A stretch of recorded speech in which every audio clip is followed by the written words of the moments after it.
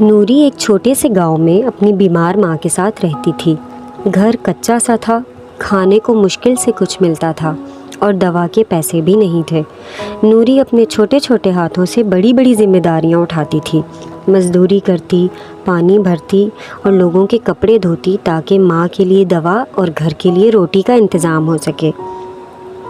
एक दिन जब वो खाली हाथ थकी हुई वापस लौट रही थी तो रास्ते में बरगद के दरख्त के नीचे एक खामोश सफ़ेद दाढ़ी वाले बाबा जी से मुलाकात हुई।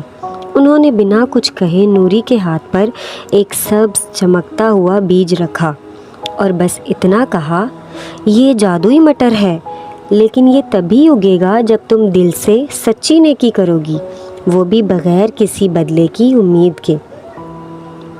नूरी ने शुक्रिया अदा किया और वो बीज घर के पीछे ज़मीन में दबा दिया। रोज़ पानी देती, उम्मीद रखती, मगर बीज नहीं उगता था। दिल मायूस होने लगा। फिर एक दिन ऐसा आया जब घर में सिर्फ एक सूखी रोटी बची थी। वही लेकर नूरी अपनी बीमार माँ को देने निकली तो रास्ते में उसे एक बच्चा मिला जो नंगे पैर था और भूखा था। बच्चा कांप रहा था। नूरी रुकी और सोचा ये रोटी इस बच्चे को दे दूँ। नूरी ने वो रोटी उस बच्चे को दे दी और चादर भी उड़ा दी। नूरी खाली हाथ घर लौटी, लेकिन दिल में अजीब सा सुकून था।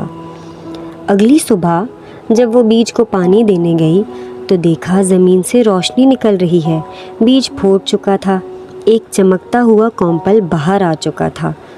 दिनों में वो पौधा एक बहुत बड़ा दरख्त बन गया जिस पर सोने जैसे मटर लगे थे जो रोशनी बिखेर रहे थे।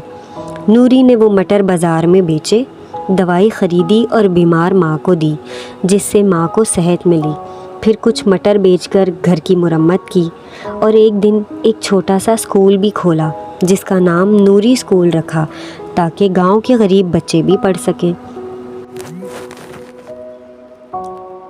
फिर नूरी ने एक जादुई मटर बचाकर लकड़ी के खूबसूरत डब्बे में रख दिया।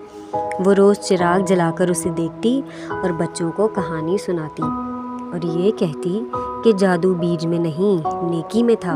जो नेकी दिल से की जाए वो मिट्टी में भी रोशनी उगा देती है।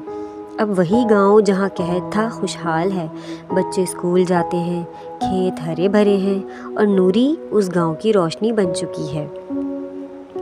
तो प्यारे दोस्तों, ये कहानी आपको कैसी लगी कमेंट करके ज़रूर बताइएगा और चैनल को लाइक और सब्सक्राइब करना मत भूलिएगा। शुक्रिया।